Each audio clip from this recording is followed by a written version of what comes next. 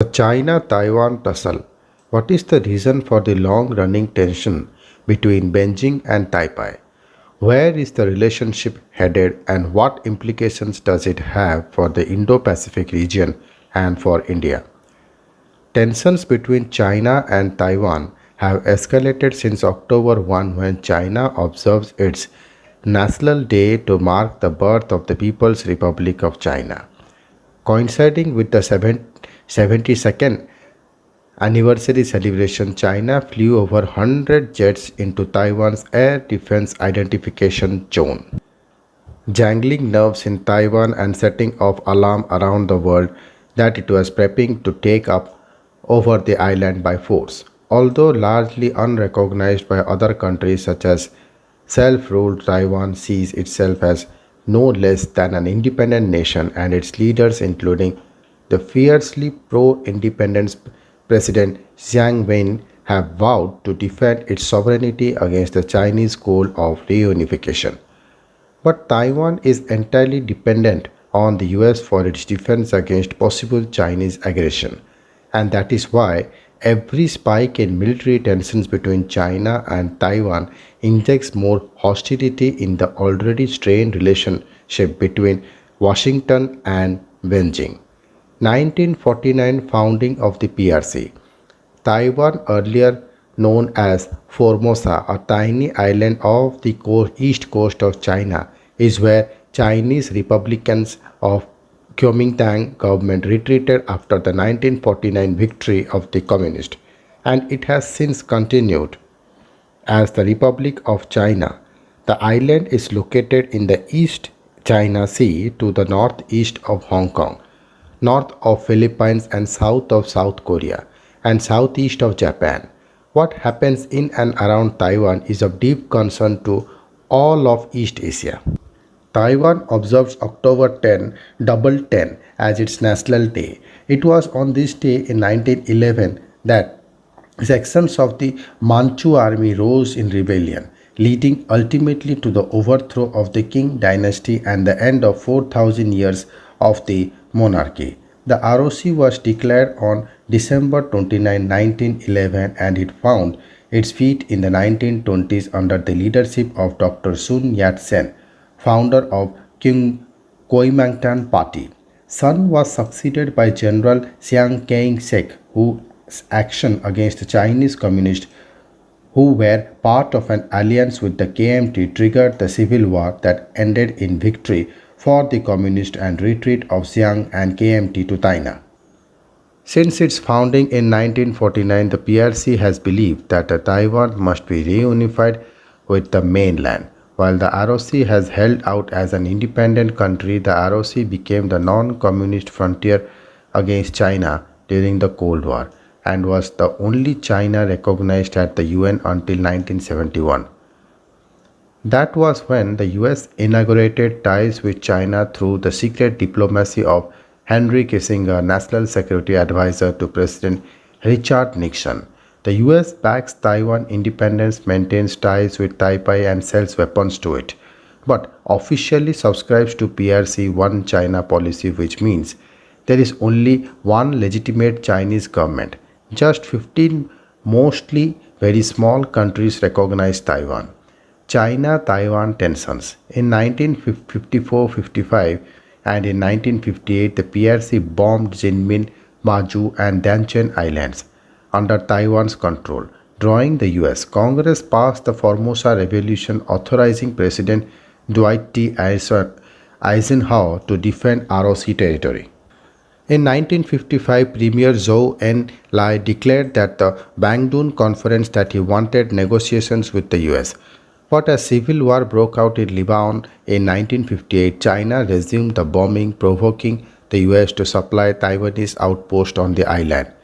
The PRC and ROC then arrived at an arrangement to bomb each other's garrisons on alternate days. This continued until 1971. The most serious encounter was in 1995-96 when China began testing missiles in the sea around Taiwan, triggering the biggest US mobilization in the region since the Vietnam War. The test led to the re-election of in 1996 of President Lee Teng-hui, since seen by the Chinese as a pro-independent leader. Independence politics. In 1975, Xiang died, martial law was lifted, and Taiwan got its first democratic reforms. Starting from 1990s and despite the missile crisis, relationship between the PRC and ROC improved and trade ties were established as the British prepared to exit Hong Kong in 1999. One China, two system solution was offered to Taiwan as well, but it was rejected by the Taiwanese. In 2000, Taiwan got its first non KMT government when the Taiwanese nationalist Democratic Progressive Party DPP won the presidency. In 2004, China started drafting an anti secession law aimed at Taiwan trade and connectivity, however, continued to improve.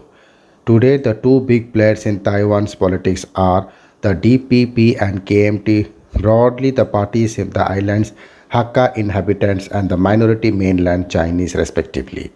The 2016 election of President Tsai marked the onset of a sharp pro independence phase in Taiwan, and the current tensions with China coincided with her re election in 2020. Taiwan now has massive economic interest, including investments in China, and pro independence sections worry that this might come in the way of their goals.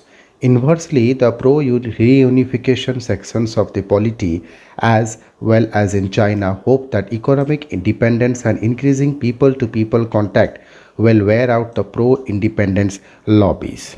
The current tensions. Last year, amid worsening US China relations over COVID and trade, the State Department sent its highest ranking delegation yet to Taipei. During the visit, the Chinese conducted a military exercise in the Taiwan Strait, which separates Taiwan from mainland China. In October 2020, President Xi Jinping asked the PLA to prepare for war, triggering alarm in Taiwan, which read it as an open threat. Early in the Biden administration, which has declared rock-solid commitment to Taiwan, Taipei raised an alert about an incursion by Chinese warplanes. In April, Taiwan reported Chinese jets in its air defense zone. In July, Xi warned that he would smash any Taiwanese move towards independence. At the beginning of this month, as the Chinese jets came back, Taiwanese Defense Minister Zhu Xing told Parliament that China already has the capacity to invade Taiwan, and but would be able to bring the cost and attrition to its lowest by 2025. In a speech on October 10, Xi appeared to allay fears of a forcible takeover and spoke about peaceful reunification, but he underlined that the historical task of the complete reunification of the motherland will definitely be fulfilled. That same day, the Taiwanese president said that while her government would not act rashly, the Taiwanese people would not bow to pressure either. Challenge for the US. As tensions rise, the world is watching the US, whose status as the world's preeminent power has been dented by the messy exit from Afghanistan. In East and Southeast Asia, several countries, including Japan, South Korea, and the Philippines, which are sheltered under the protective umbrella of the US, are reading the tea leaves. President Joe Biden has so far walked a thin line between pledging support for Taiwan and keeping the lid of tensions with Beijing. After speaking with Xi earlier this month, he said they had agreed to abide by Taiwan Agreement, under which the US support for the One China policy is premised on Beijing not invading Taiwan. The AUKUS Pact among the US, UK, and Australia, under which Australia will be supplied with nuclear submarine, has imparted a new dimension to the security dynamics of the Indo-Pacific. Taiwan has welcomed the pact while China has denounced it seriously, undermining regional peace. Implications for India. With India facing its own problems with China at the LSE, there have been suggestions that it should review its One China policy. It has, in any case, long stopped reiterating this official, and not just the Tibet card but also develop more robust relations with Taiwan to send a message to Beijing. India and Taiwan currently maintain trade and cultural exchange offices in each other's capital. In May 2020, the swearing of Tsai was attended by virtually by BJP's MP Meenaksha Lekhi, now MOS External Affairs, and Rahul Kaswal. In 2016, New Delhi had dropped plans to send two representatives for Thai's first inaugural at the last minute. Bloomberg has reported that talks with Taipei are now ongoing to bring a 7.5 billion semiconductor or chip manufacturing plant to India. Chips are used in a range of devices from computers to 5G smartphones to electric cars and medical equipments. The deal was reported on the heels of summit of the Quad, a grouping of the US, India, Japan and Australia seeking to contain China's influence in the Indo-Pacific. One of the topics discussed at the meeting was the need to build a safe supply chain for semiconductors. Thank you.